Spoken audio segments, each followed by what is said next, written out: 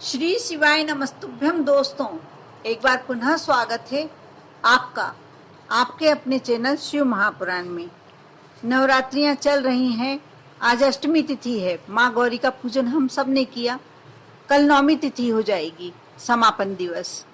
कल शाम को सभी घरों में जहाँ देवी की आराधना 9 दिन तक की गई है, विधि विधान से माँ के व्रत किए गए हैं, वहाँ हवन किया जाएगा।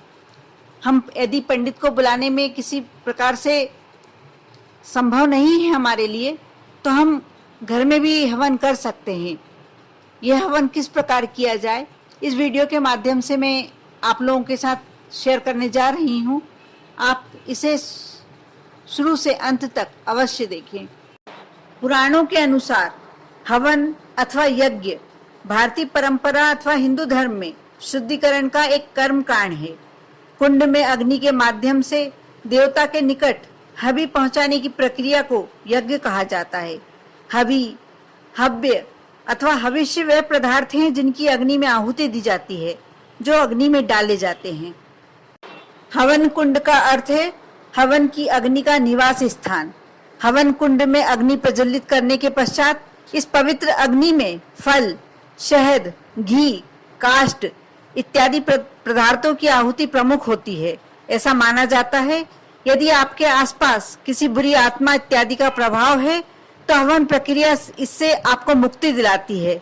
शुभ कामना, स्वास्थ्य एवं समृद्धि इत्यादि के लिए हवन किया जाता है। नवरात्रि के पावन पर्व पर अष्टमी नवमी तिथि को हवन करने का विशेष महत्व है। अतः अगर आप घर पर ही सरल रीति से हवन करना चाहते हैं तो आपको परेशान होने की आवश्यकता नहीं है। हम आपके लिए लेकर आए हैं आसान तरीके से हवन करने की विधि। इस सरल हवन विधि द्वारा आप अपने पूरे परिवार के साथ यज्ञ हवन करके नवरात्रि पूजन को पूर्णता प्रदान कर सकते हैं। अब मैं बताती हूँ कि कितना बड़ा होना चाहिए हवन कुंड। प्राचीन काल में तो कुंड चौकोर खोदे जाते थे। उनकी लंबाई चौड़ाई समान होती थी। यह इसलिए कि इन दिनों भरपूर समिधाएं प्रयुक्त होती थी। घी और सामग्री भी बहुत होती थी। फलस्वरूप अग्नि की प्रचंडता भी अधिक रहती थी। उसे नियंत्रण में रखने के लिए भूमि के भीतर अधिक जगह रहना आवश्यक था। उस स्थिति में चौकोर कुंड ही उपयुक्त थे। पर आज समिधा, घी, सामग्री सभी में अत्यधिक महंगाई होने के कारण किफायत बरतनी पड़ती है। अब हमारे सामने प्रश्न आता है कि हवन की सामग्री क्या होनी चाहिए।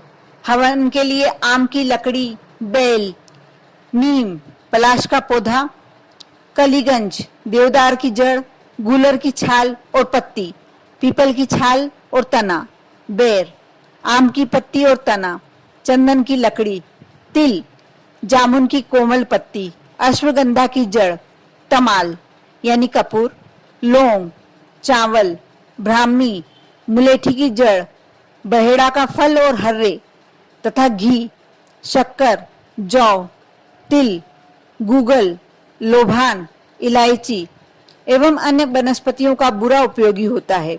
हवन के लिए गाय के गोबर से बनी छोटी छोटी कटोरियां या उपले घी में डुबोकर डाले जाते हैं। हवन से हर प्रकार के 94% जीवाणुओं का नाश होता है। अतः घर की शुद्धि और सेहत के लिए प्रत्येक घर में हवन करना चाहिए। हवन के साथ कोई मंत्र का जाप करने से सकारात्मक ध्वनि तरंगित होती है, शरीर में ऊर्जा का संचार होता है। अतः कोई भी मंत्र सुविधानुसार बोला जाता है। जिस घर में हवन होता है उस घर में लक्ष्मी का सदा के लिए निवास हो जाता है। हवन करने से हम यदि जो भी नवरात्रि के लिए कर रहे हैं उसे पूर्णता प्राप्त होती है। जो हमारी पूजन व्रत जो भी होता है वह हमें सफल हो जाता है। अब यह प्रश्न आता है कि हवन कैसे किया जाए। तो हवन करने से पूर्व स्वच्छता का ख्याल रखना होता है।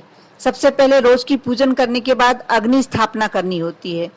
फिर आम की चौकोर लकड़ी लगाकर कपूर रखकर जला दें। उसके बाद इन मंत्रों से हवन शुरू करें।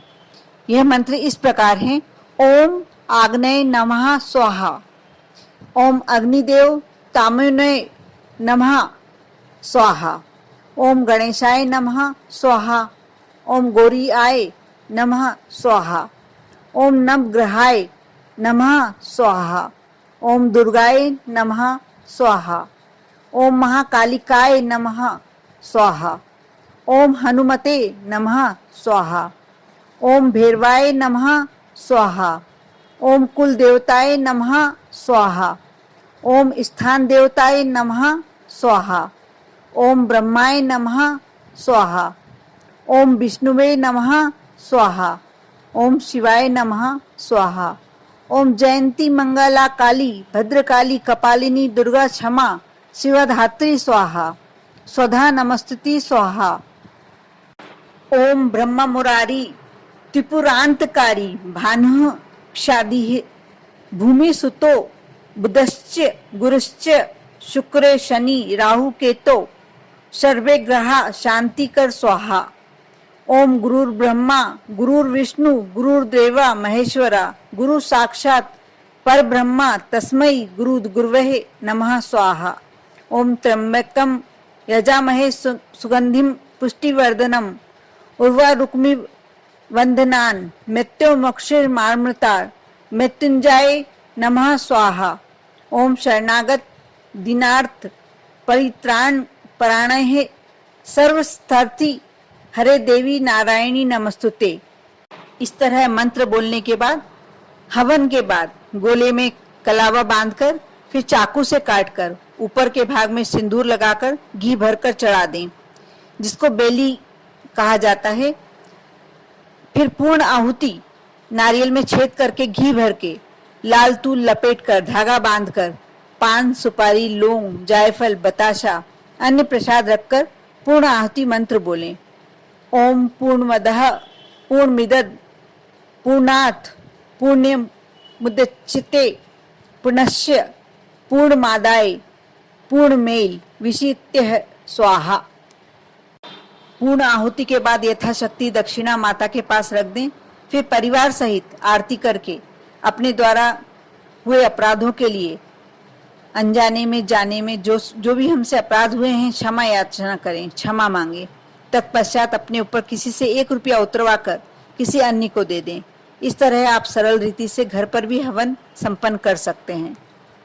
यदि आप इस प्रकार हवन करते हैं तो माँ अम्बे आपको अनेक आशीर्वाद दे के विदा लेती हैं और साथ भी आपके ऊपर लक्ष्मी की अतः कृपा होती है। आप भी अवश्य, यदि आप किसी पंडित से नहीं करवा पा रहे हैं किसी कारण से, तो आप घर में ही इस प्रकार हवन करें और माँ का पूरा आशीर्वाद प्राप्त करें। आप पर और आपके पूरे परिवार पर माँ गौरी की कृपा बनी रहे, माँ दुर्गा की कृपा बनी रहे। ओम नमः शिवाय।